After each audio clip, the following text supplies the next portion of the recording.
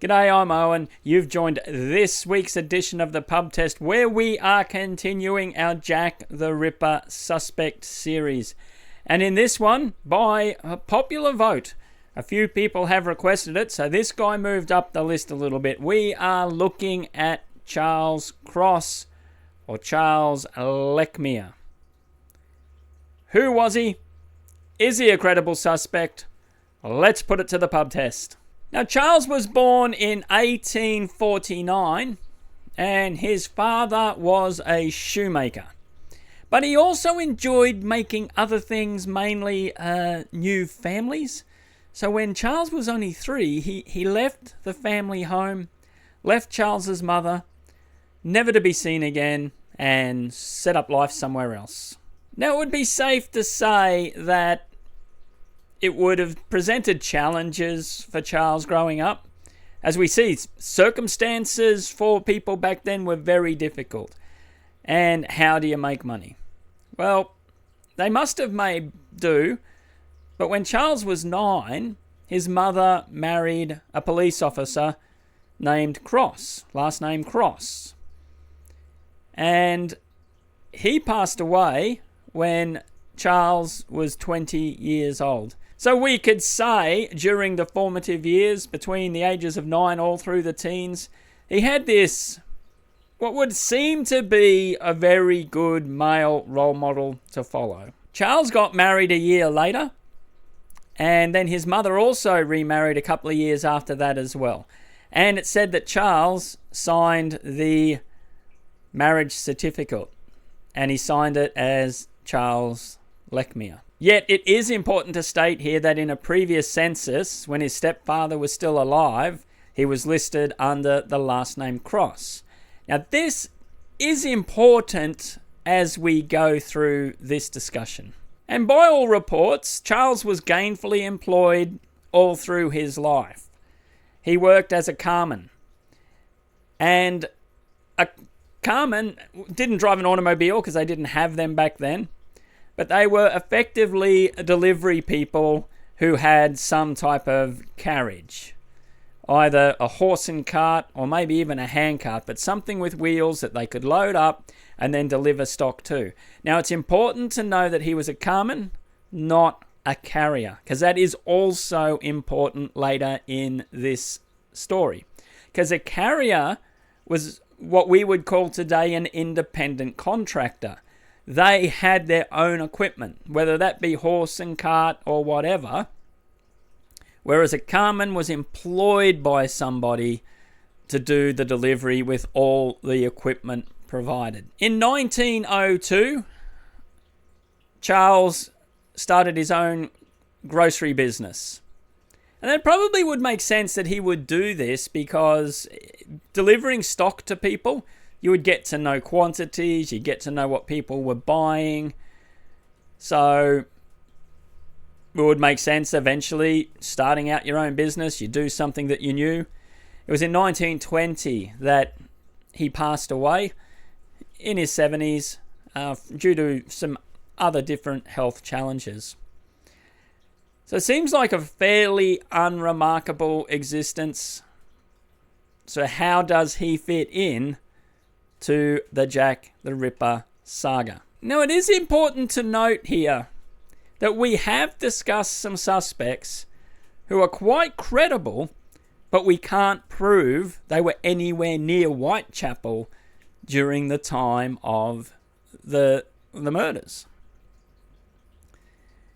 Yet we can definitely say that this suspect was, because he was the one to first find Polly Nichols, the first Ripper victim. And yes, she often went by the name of Polly. So right now, it's important to state that this does raise him high on the list, because he definitely was there. That is undeniable. And sometimes the obvious solution is the actual one.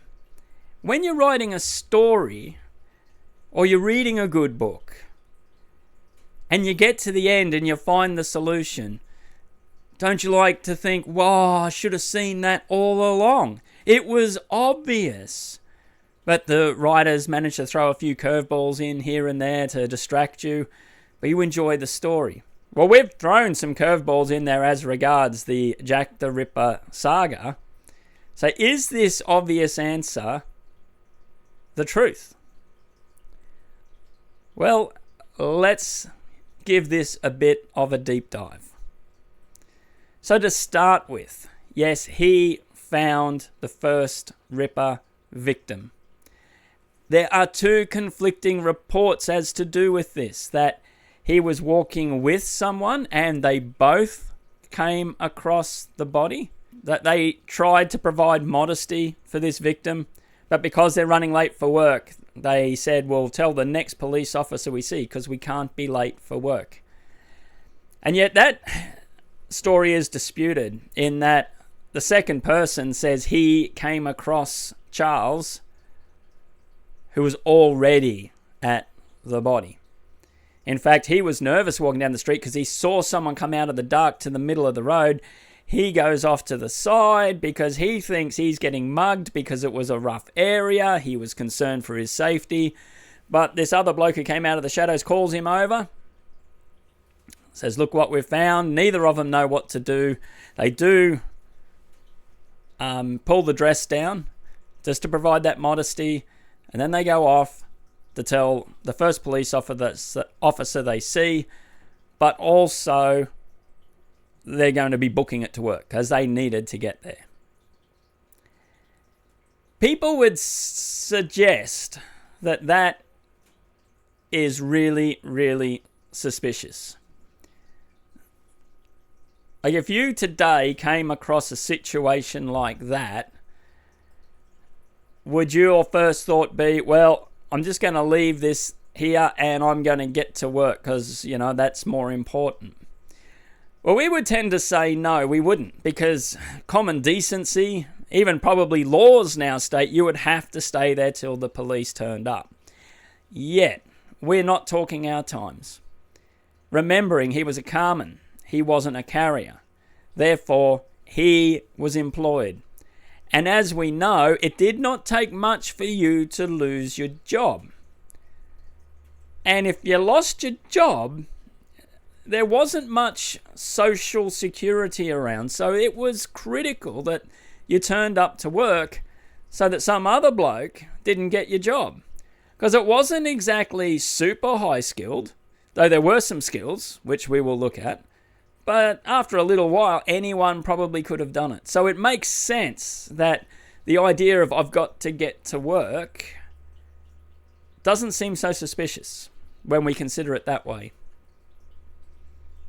But Charles comes across the policeman by himself and is reported to have said, there's a police officer back there waiting for you. Just paraphrasing, words to that effect. So the police officer goes back, finds another police officer where Polly Nichols is, and we know that that would be a strange thing to say because there was no police officer there when they left. So was he being a bit sketchy in this moment? Well, before the police officer left Charles, he got his deets. He said, okay, give me your name. And so he said, my name is Charles Cross, which wasn't true. His actual name was Charles Lechmere. So now he's given a false name to the police. So it's not looking very good for him in this moment. But he did give his place of work and his correct address. Now, interestingly, it was in 2012. We're talking a long time after these events in Whitechapel that Charles Cross was first seriously considered as a suspect. And then in 2021, some other people took it further and did the profiling. I thought, well, this seems to match. How? Well, he knew the area. He was very, very familiar with the streets. In fact, some of the Ripper victims happened around his mother's house. Others happened on the way to work. Either way, he knew those streets well. Walking to work at 3 a.m. in the morning almost every day would suggest that he knew the police beat and therefore could commit these crimes quite easily.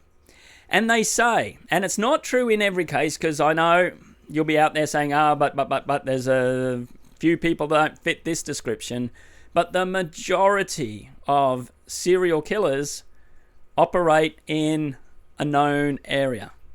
They tend not to go way away and then come back. So this fits. He lived in this area pretty well much all of his life. Yet, now here is a big question mark. It's stated by most of the profiling that the Ripper would only stop once they got caught, or if they died, moved away, or got close to being caught. Cross was not on the radar ever in his life. Not even a suspicion. So why would you go on just a spree for 2 months and then stop? It doesn't fit the profile. And also the double event. Now, people would easily raise a question with that. I raise a question with that. Like, why would someone just heading off to work commit these crimes in the first place? But if you do, what could possibly motivate you to think that you would have the time to commit 2 of these crimes successfully and still make it to work no problem? Well, a little detail here is that it's on the records that either Charles had the day off work that day when the double event happened, or was actually on holiday. So he had the time on that night to commit the crimes. But why stop at 5? Why over this 2-month period? Like, did he just lose it in that moment? Here, and this is one of the reasons why I was holding off from doing this particular video, because it starts bringing in some more information. One, there's a lot of people out there that don't think it was just 5 victims. In fact, Martha Tabram, who was killed a few weeks before the first official Ripper victim, well, she was on Cross's way to work. He could have come across her a few weeks before. And so if we accept Martha as being a Ripper victim, well, he starts moving up a bit higher. So it wasn't just 5.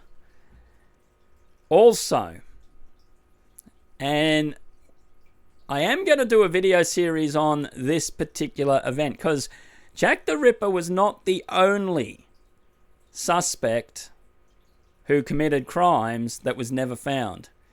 The Thames Torso murders have almost been forgotten in time.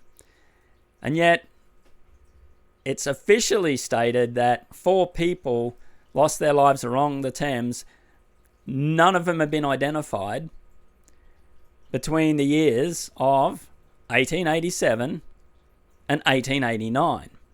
Yet, there is also a suggestion that those crimes began all the way back in 1870 and only ended in 1902, right when Charles bought his grocery shop.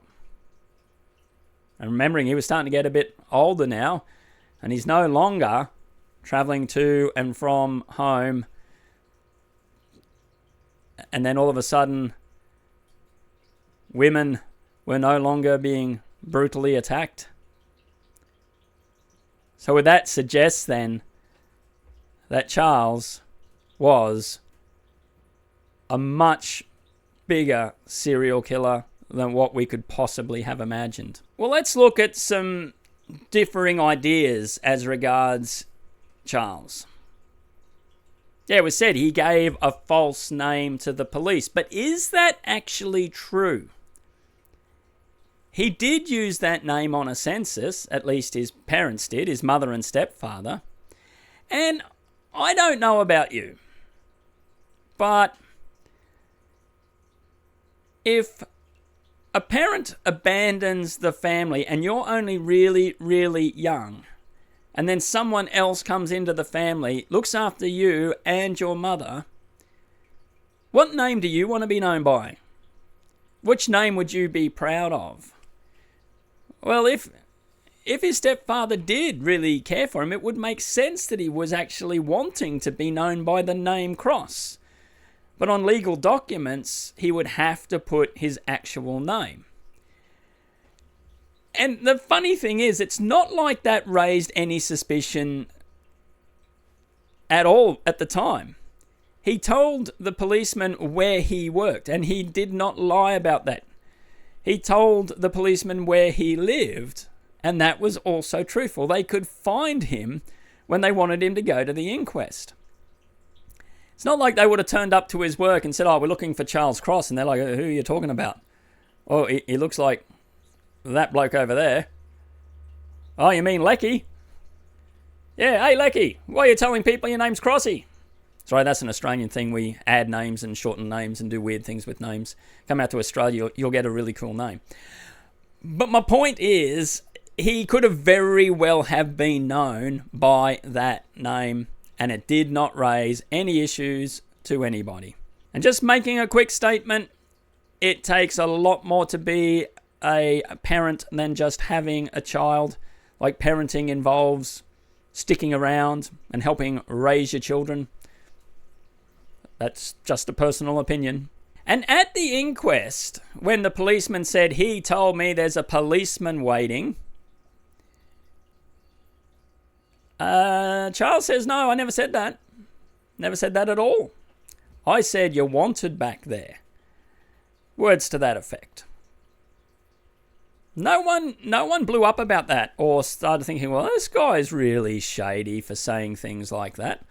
We better keep an eye on him." No, it's just a simple case of people having different recollections. The policeman could have thought he said, "There's a policeman waiting for you back there," when he got there and saw the policeman. But in reality, he could have said exactly what he said. Remembering there was no body cam. You couldn't go back and say, "Well, this is what was said." So again, not the biggest thing. It would have looked sketchy, yes, if he had have said that about the policeman. But that raises another question in my mind. Why did he come out of the darkness in the first place? Now, we got two things to cover off here. If he was Jack the Ripper, who did the 5 victims, well, this was his first one. What made him come out and identify himself to this other person walking past? He could have stayed in the darkness. Now, he knew the police beat. He knew the police weren't around. He could have just waited a couple more minutes and then just walked off to work. But some say that he may have thought the other guy had seen him, so he thought he'd better cover off the bases and get someone else over to the body as well. So it didn't look as suspicious, him saying he found the body. And then the covering up of the body as well. People have said, well, that's so that if he had blood on him, then it would explain that, no problem. But it was dark.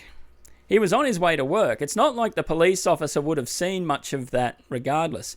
But I will say, in this day and age, in the days of DNA, that would be something you would do, wouldn't it?